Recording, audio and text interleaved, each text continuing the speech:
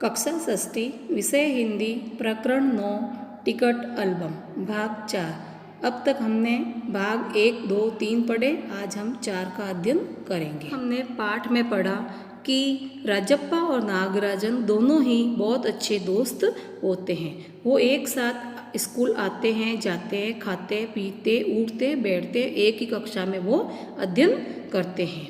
तो राजप्पा होता है वो अलग अलग देशों के अलग अलग लोगों से सारे इकट्ठे करके एक बहुत ही सुंदर उसने एल्बम तैयार किया है। ये आप एल्बम देख रहे हो तो उसको बहुत ही सुंदर तैयार किया है।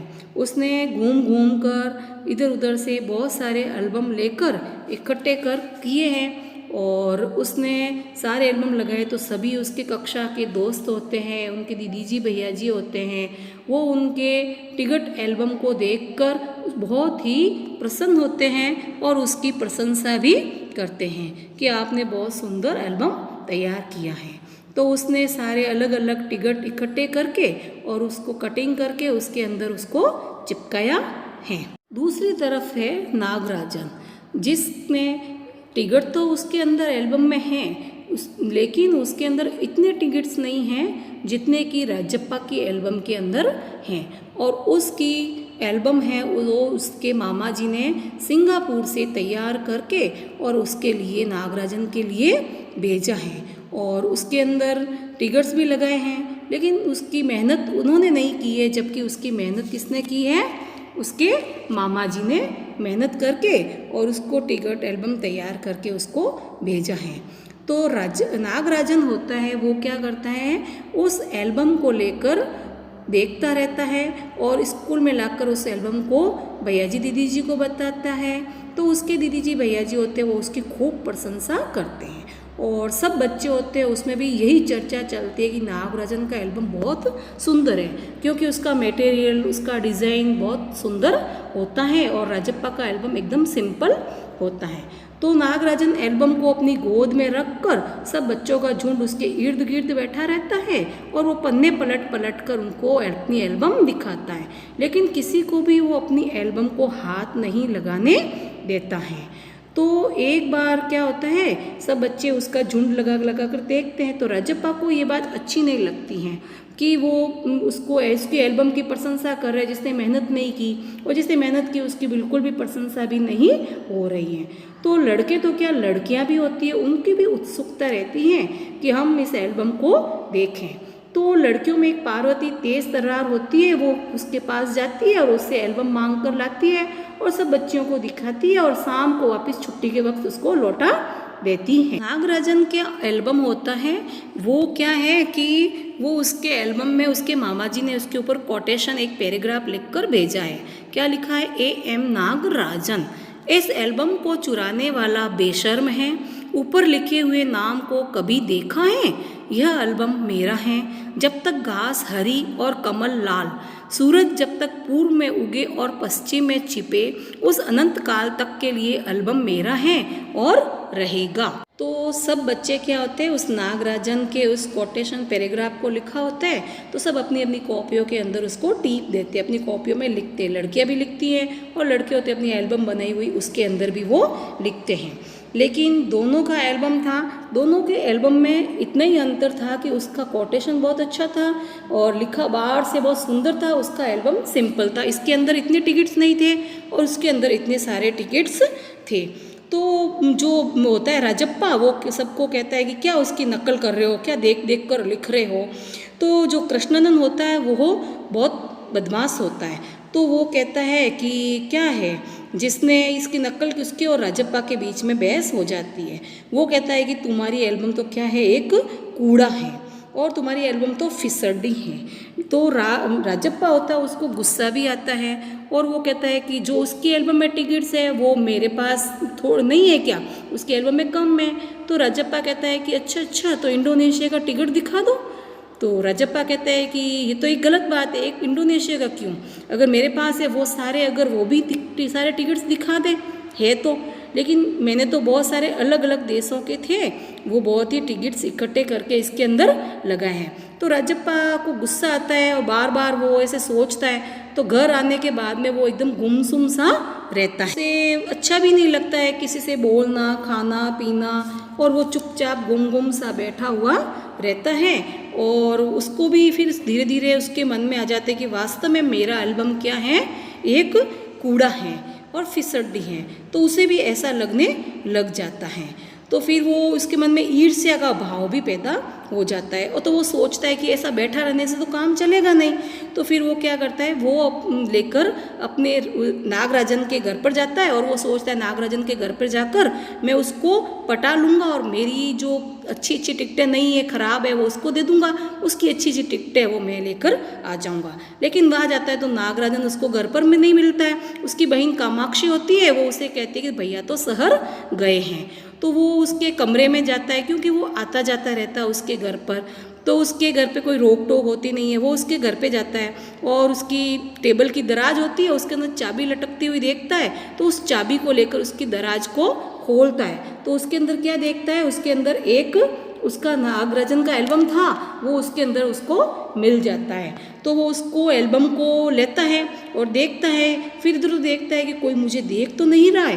तो कोई देख नहीं रहा होता है, तो वो क्या कहता है, अपनी शर्ट होती है कमीज के नीचे उसको छुपा लेता है और छुपा कर चुपचाप उस सीढ़ियों से उतर कर सीधा अपने घर पर आ जाता है। रात 8 बजे अप्पू आया, हाथ पांव हिलाकर उसने पूरी बात कह सुनाई। सुना तुमने, नागराजन का एल्बम खो गया है। हम दोनों शहर गए हुए थे, लौट कर देखा तो एल्बम गायब। राजप्पा चुप रहा। उसने अप्पू को किसी तरह टाला। उसके जाते ही उसने झट कमरे का दरवाज़ा भिड़ा लिया और अलमारी के पीछे से एल्बम निकाल कर देखा और उसे फिर छिपा दिया। डर था कहीं कोई देख न ले। रात में खाना नहीं खाया, पेट जैसे भरा हुआ था। सारा घर चिंतित हो गया, उसका चेहरा भयानक हो गया था। रात उसने सोने की कोशिश की पर नींद नहीं आई। एल्बम सिरहाने तकिए के नीचे रख कर सो गया। सुबह अप्पू दोबारा आया। राजप्पा तब भी बिस्तर पर बैठा था।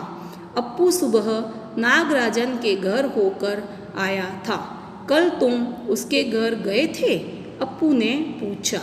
राजप्पा की सांस जैसे ऊपर की ऊपर और नीचे की नीचे रह गई, फिर सिर हिला दिया। वह जिस तरह चाहे सोच ले। कामाक्षी ने कहा था कि हमारे जाने के बाद खाली तुम वहाँ आए थे। अप्पू बोला। राजप्पा को समझते देर नहीं लगी कि अब सब उस पर शक करने लगे हैं। कल रात से नागराजन लगातार रोए जा रहा है। उसके पापा शायद पुलिस को खबर दें। अप्पू ने कहा। राजप्पा फिर भी चुप रहा। उसके पापा डीएसपी के दफ्तर में ही तो काम करते हैं, बस वह पलक झपक दे और पुलिस की फौज हाजिर। अप्पू जैसे आग में घी डाल रहा था। यह तो भला हुआ कि अप्पू का भाई उसे ढूंढता हुआ आ गया और अप्पू चलता बना। राजप्पा के पापा दफ्तर चले गए थे। बाहर का किवाड़ बंद था। राजप्पा अभी तक बिस्तर पर लेटा हुआ था। आधा घंटा गुजर गया और वह उसी तरह बैठा रहा। तब भी बाहर की सांकल खटकी। पुलिस। राजप्पा बुदबुदाया। भीतर सांकल लगी थी। दरवाज़ा खटकने की आवाज़ तेज हो गई। राजप्पा ने तकिए के नीचे से एल्बम उठाया और ऊपर भागा। अलमारी के पीछे छिपा दे। नहीं, पुलिस ने अगर तलाशी ली तो पकड़ा जाएगा। एल्बम को कमीज के नीचे छिपाकर वह नीचे आ गया। बाहर का दरवाज़ा अब भी बज रहा था। कौन है? अरे दरवाज़ा क्यों नहीं खोलता? अम्मा भीतर से चिल्लाई। थोड़ी देर और हुई तो अम्मा खुद ही उठकर चली आएगी। तो राजप्पा क्या करता है? उसके घर से सीढ़ियाँ उतर कर आता है और अपने घर की सीढ़ियों में सीधा चला जाता है अपने कमरे के अंदर। और अपने कमरे के अंदर जाके अपनी पुस्तकों की अलमारी होती है और वो जल्दी से उस एल्बम को उसके अंदर छुपा के रख लेता है। तो जब ये होता है उसके बाद उसका क्या होता है, गला सूखने लगता है और उसका सारा शरीर जलने लगता है। उसे बहुत बेचैनी होने लगती है और क्या होता है, फिर उसको डर सा भी मन में लगता है। अगर हम डर लगता है तो क्या होता है, हमको घबराहट होती है, बेचैनी सी लगती है, कुछ अच्छा भी नहीं लगता है, बार बार लगता है कि अरे हमको कोई देख तो नहीं रहा है। तो ऐसे उसको भी महसूस हो रहा था। तो रात को 8 बजे तो क्या हुआ, अप्पू था, अप्पू नाम का लड़का उसके घर पर आता है और कहता है कि तुम्हें पता चला नागराजन का एल्बम तो चोरी हो गया है। सारे शहर में बस इसी बात की चर्चा चल रही है कि राजप्पा को इस बात से थोड़ा सा क्या लगता है, डर लगने लग जाता है। और राजप्पा डरता है और उसके सामने डरा सा हुआ खड़ा रहता है। तो वो क्या करता है और थोड़ी देर में अप्पू को अपने घर से जाने को वो कहता है कि तू अभी चला जा। किसी तरह से अप्पू को अपने घर से भेज देता है। तो रात भर वो क्या होता है, बहुत परेशान रहता है। ना वो ठीक से खाना खाता है और ना ही वो ठीक से नींद ले पाता है। और उसका सारा शरीर क्या होता है, जलने लगता है और गला सूखने लगता है। बार बार वो उठ उठ के पानी भी पीता है। और तो और उसकी आंखें क्या हो जाती है, एकदम भयानक सी हो जाती हैं, डराव एकदम बाहर आ जाती हैं आंखें से। तो उसका चेहरा भयानक दिखने लगता है क्योंकि उसके मन में चोर है ना, तो उसने चोरी की है, इसलिए उसको अंदर से क्या लगता है, बहुत डर लगता है और अपने लिए बहुत ज़्यादा घृणा भी होती है उसको कि अरे मैंने ऐसा क्या काम कर दिया।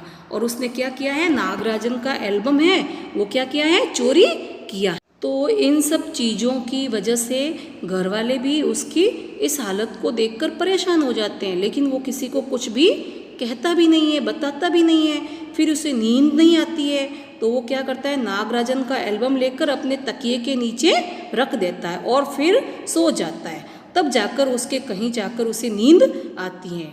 और अगले दिन सुबह होती है तो सुबह सुबह अप्पू उसके घर आता है। तो जैसे ही अप्पू उसके घर आता है तो वो कहता है कि तुम्हें पता चला, नागराजन के पिताजी जो हैं वो पुलिस में रिपोर्ट लिखाने वाले हैं कि नागराजन का एल्बम ढूंढा जाए, क्योंकि नागराजन पूरी रात सोया नहीं है और वो रात भर अपने एल्बम को लेकर रोता रहा है और रोते रोते उसका बहुत बुरा हाल है। तो उसके पिताजी हैं वो डीएसपी के ऑफिस में काम करते हैं, उनके दफ्तर में काम करते हैं और उनके लिए तो पुलिस बुलाना तो बाएं हाथ का खेल है। और पुलिस आएगी और सबके घरों की क्या लेगी, तलाशी लेगी और नागराजन का एल्बम है वो ढूंढ निकालेगी।